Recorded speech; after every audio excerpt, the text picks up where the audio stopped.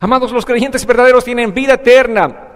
Estos hombres y mujeres que tienen esa vida eterna, aquellos que han experimentado el amor de Dios, han bebido de esa fuente que salpica para vida eterna, de aquella agua que te puede a ti simplemente saciar por completo. Tu vida nunca más será una vida sedienta. ¿Recuerdan ustedes el cuadro de la mujer samaritana que le dijo el Señor? Si tú bebes de esta agua que yo te daré, no tendrás sed jamás. ¿Pero qué estaba pasando en el cuadro, en la vida de esta mujer? Una mujer sedienta. Sus emociones estaban manifestando su sed. Esa sed trataba de ser llenada. ¿Por qué? Por un hombre, y por un segundo, y por un tercero, por un cuarto, y por un quinto. ¿Quién puede llenar esta sed profunda que tengo? Y buscaba esa mujer en los brazos de un hombre y de otro y de otro.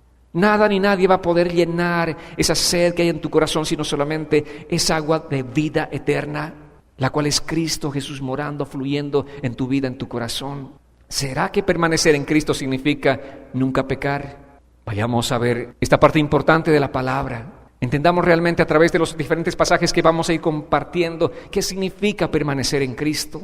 En 1 Juan capítulo 1, versos 8 al 10 dice: si decimos que no tenemos pecado, nos engañamos a nosotros mismos y la verdad no está en nosotros. Si confesamos nuestros pecados, Él es fiel y justo para perdonar nuestros pecados y limpiarnos de toda maldad. Si decimos que no hemos pecado, lo hacemos a Él mentiroso y su palabra no está en nosotros. ¿Cuál es la realidad de los creyentes, de aquellos pámpanos reales, de aquellas ramas verdaderas? Los creyentes confiesan sus pecados, los incrédulos los niegan. Esa es la realidad, los incrédulos niegan su pecado. Ese es el contraste entre un creyente y un no creyente. Hay ocasiones, obviamente, en los propios creyentes no están confesando como deberían confesar sus pecados. No estamos confesando lo que tendríamos que confesar delante del Señor. Bueno, es un asunto aparte, ¿verdad? Este es tema de otra prédica. Pero hago ese paréntesis para que nosotros realmente confesemos nuestros pecados delante del Señor. Para que nosotros reconozcamos nuestras faltas delante del Señor. No justifiquemos ni minimicemos nuestras faltas, simplemente la humildad de la que les compartía es aquella que reconoce su falta delante del Señor. Le dice: Dios, cada vez que ves tu corazón ante el espejo de la palabra, dices: Dios, soy un monstruo realmente. Qué terrible, me asusto. Al ver mi corazón me asusto, Señor. Lávame, perdóname, límpiame, transforma este corazón terrible que tengo. Esa es la humildad. Eso es lo que hacen los creyentes, confiesan sus pecados. En 1 Juan capítulo 2, versos 3 al 6 dice así la Escritura: con esto podemos saber lo que conocemos, si obedecemos sus mandamientos. El que dice yo lo conozco y no obedece sus mandamientos es un mentiroso y no hay verdad en él. El amor de Dios se ha perfeccionado verdaderamente en el que obedece su palabra, y por esto sabemos que estamos en Él. El que dice que permanece en Él debe andar como Él anduvo. El que dice que permanece en Él, ¿cómo tiene que andar? ¿Y cuántas veces a veces nos damos nuestros buenos tropezones y no andamos así derechitos como el Señor anduvo? Amados, dice la palabra que tenemos que obedecer. Los incrédulos desobedecen, los creyentes obedecen. Ahora, ¿será que un creyente nunca desobedece? Levante la mano el que nunca desobedece. Un creyente, sin embargo, hace todo lo posible para obedecer. En el corazón de un creyente está decirle: Dios, dame fuerzas para este día obedecer tu palabra. Señor, dame la fortaleza, dame la sabiduría tuya. Señor, dame esa unción del poder de tu Espíritu Santo para yo ser esa persona que obedezca tu palabra. Y por tu naturaleza adámica aún, que mora en ti, desobedeces y tu corazón te duele por haber desobedecido al Señor, y vas inmediatamente delante de Él y te postras delante de Él y le dices: Dios, perdóname porque he desobedecido tu palabra, he desobedecido tus mandamientos. Señor, perdóname. Esa es la diferencia con un discípulo verdadero de Jesús y con uno que aparenta ser, o con un incrédulo que no tiene esa conciencia de pedir perdón a Dios por las cosas malas que están aconteciendo en su vida, por los pecados que comete. Y ni siquiera tiene conciencia de que las cosas que está cometiendo son pecaminosas. 1 Juan, capítulo 2, versos 9 al 10. Vamos a ver otra faceta importante aquí, otro aspecto importante de nuestro caminar. El que dice que está en la luz y aborrece a su hermano está todavía en tinieblas. El que ama a su hermano permanece en la luz y en él no hay tropiezo. ¿Qué persona que tiene la luz va a tener tropiezo? Caminamos en este mundo que es un mundo lleno de oscuridad, pero tenemos una luz poderosa que se llama Cristo. Pero cuando no tienes la luz vas a encontrar mucho tropiezo. ¿Y cuándo es que la ausencia de la luz va a manifestarse en tu vida? Dice la palabra, el que aborrece a su hermano tiene ausencia de luz.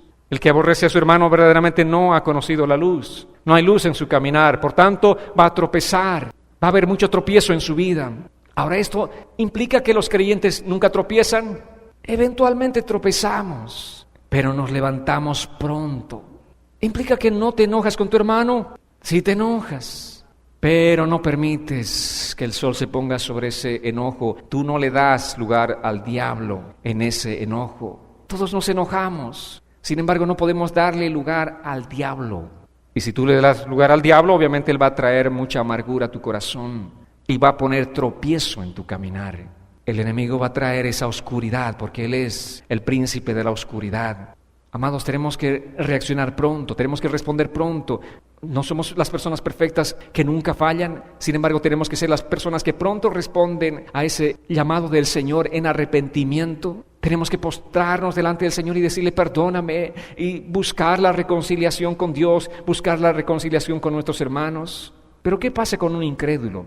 Cuando se enoja con su prójimo, cuenten los días, mejor dicho las semanas, mejor dicho los meses, los años. Años de años viven enojados, no se hablan, ni la mirada se dirigen. ¿Y que sienten algo en este corazón? Nada. Más bien el placer de voltearle la mirada, ¿verdad? No merece ni que le mire. Sienten placer al vengarse. Pero no el Hijo de Dios. El Hijo de Dios tiene un actuar diferente.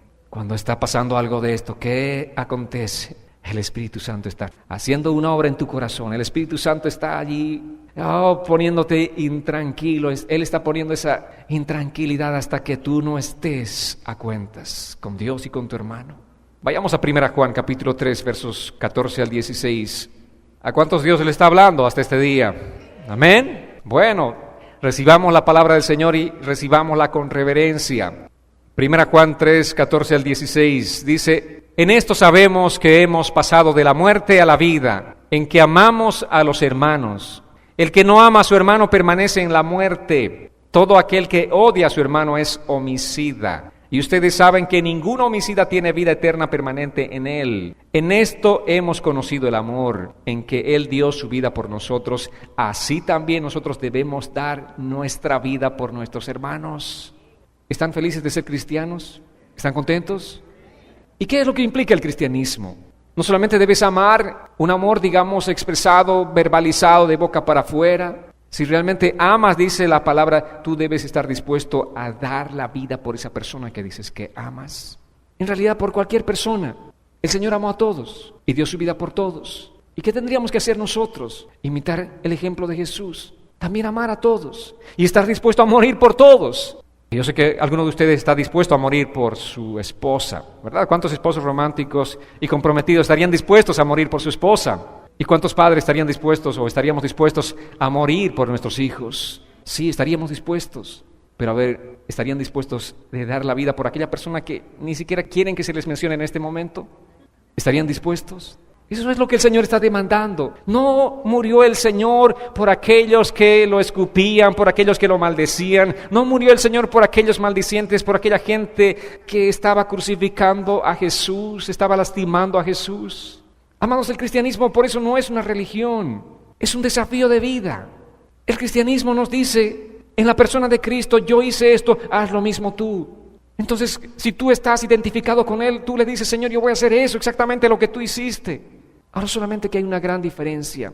Tú tienes que decirle, Señor, esto es imposible que lo haga en mis propias fuerzas. Esa es la parte de la humildad, el reconocimiento de que yo no puedo hacer nada de lo que dice la palabra. En mis fuerzas, imposible. Eso es imposible.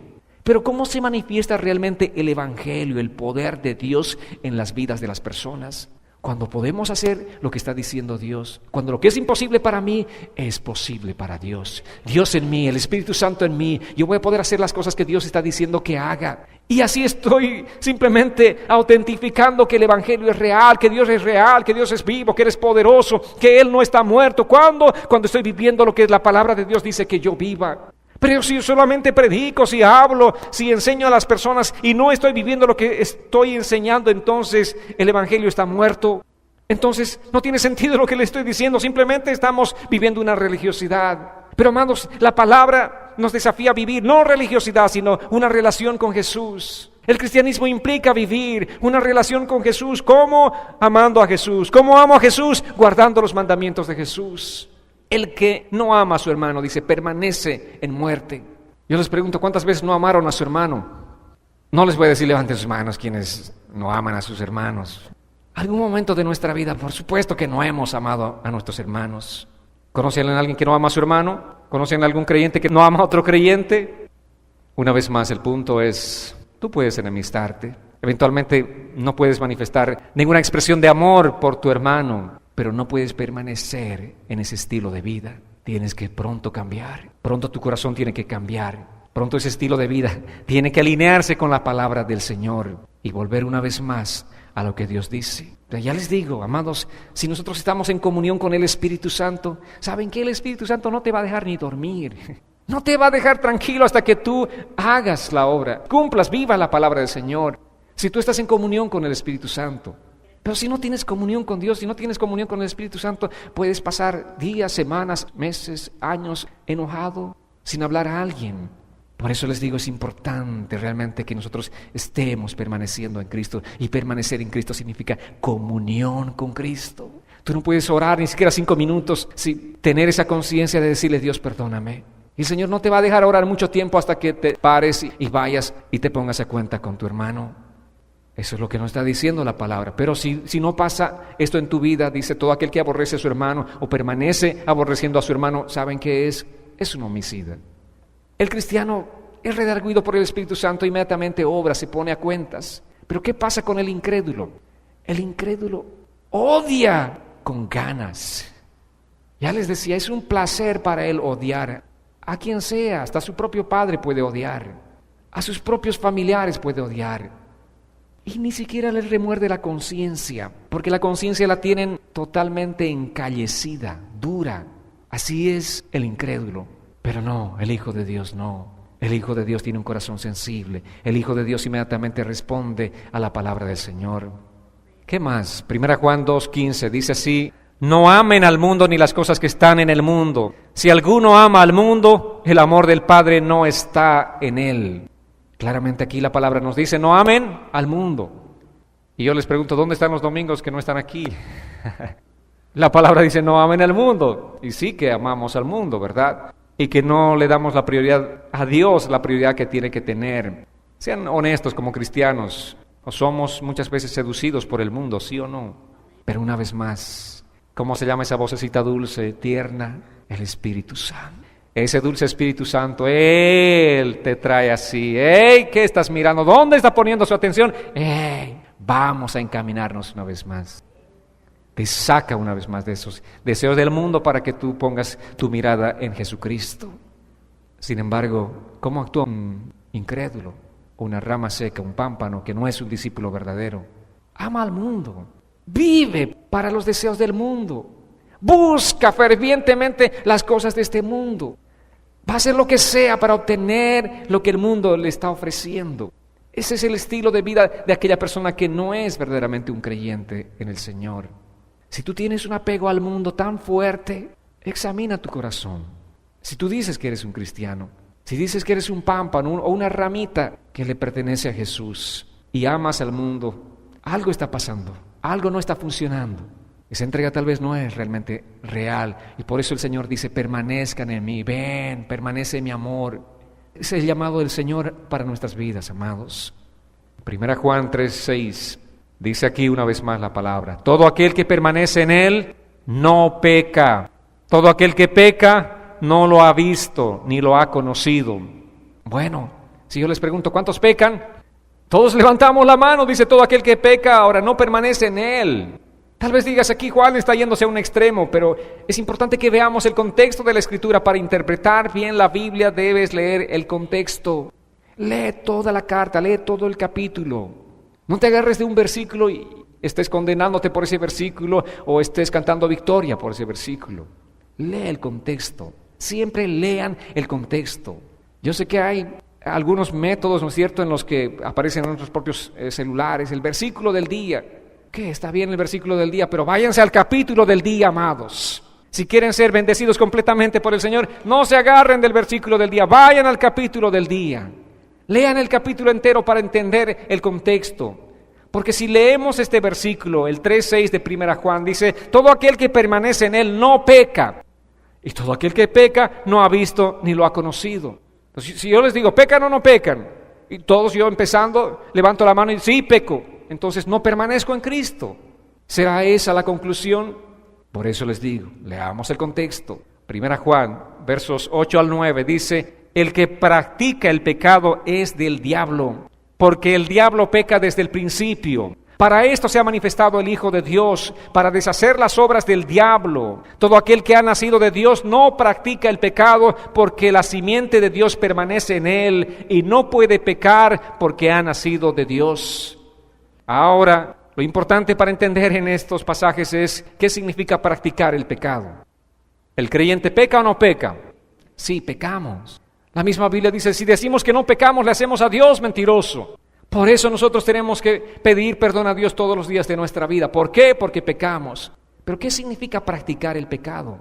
Y aquí el verso 8 empieza diciendo que el que practica el pecado es del diablo. La práctica, amados, es un oficio constante, es una profesión. Es como si yo le pregunto, ¿cuál es su oficio? Oh, yo soy carpintero, digamos. Yo soy constructor, yo soy esto, lo otro. Vamos dando a conocer nuestro oficio. Eso es lo que tú haces todos los días. Y te gusta hacerlo, ¿sí o no? Es su oficio, les gusta, aunque a algunos no les gusta, pero igual tienen que hacerlo, sí o sí. El trabajo hay que hacerlo. Entonces aquí dice que el que practica el pecado es del diablo. Y practicar el pecado es vivir constantemente en el pecado. La práctica es una profesión, es un oficio que se ejerce.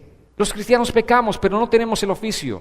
Se va a decir, no lo estamos haciendo placenteramente, ni estamos planificando cómo vamos a pecar. Así como usted planifica su día, a ver qué es lo que tengo que hacer mañana. Oh, mañana tengo que hacer tal cosa, este es mi proyecto para mañana. Está pensando en lo que va a realizar. Así es el no creyente. O aquel que dice ser cristiano, pero realmente nunca ha nacido de nuevo. Va planificando cómo va a pecar. Está allí ejercitando un oficio. El oficio es el pecar. Un cristiano eventualmente puede mentir, por ejemplo, ¿verdad? ¿Mentimos? Mentimos. Entonces, ¿qué hacemos cuando mentimos? ¿Dónde está el Espíritu Santo? Precioso. Ese precioso Espíritu Santo te dice, tú mentiste. ¿Y qué pasa? Inmediatamente nosotros nos sentimos mal. Tú te sientes como si hubieses matado a alguien tan mal por haber mentido, que vas delante del Señor y le dices, perdóname, Señor, por esta mentira. Porque el Espíritu Santo te redarguye de ese pecado y te lleva al arrepentimiento. Pero si tú no eres creyente, el mentir es un deleite para ti. El mentir es un estilo de vida. Es más, estás planificando, la primera mentira que voy a decirle es esta. Y si me hace una pregunta, ya voy a decirle esta otra mentira. Y si me saca más cosas y vas tejiendo, es simplemente una red de mentira tu vida. Es más, una mentira te va a tener que llevar a otras mentiras. Y tu vida es una mentira, es un engaño. La gente del mundo vive así, mintiendo. ¿Y se sienten mal? No, no se sienten mal. ¿Redarguidos por quién? Si no tienen la comunión con Dios. Ese es un patrón general, un estilo de vida de ellos. Entonces cuando la gente te dice, ay, pero tú, hecho el cristiano, ¿acaso no pecas? Sí, peco, pero me arrepiento de mis pecados. Pero confieso mis pecados delante del Señor. Es más, no estoy buscando, no estoy planificando pecar, sino todo lo contrario, estoy diciéndole, Dios, que este día, Señor, sea un día en el que pueda glorificar tu nombre, Señor. Ayúdame a no pecar. Ayúdame, Señor. Guarda mis ojos, guarda mi mente, guarda mis labios, Señor. Pon, Señor, un centinela en esta bocota que me lleva muchas veces a pecar, porque en las muchas palabras está el pecado. Le digo, Señor, guárdame y protégeme. Estoy orando de mañana pidiéndole al Señor que me ayude a no pecar. Esa es la vida del cristiano.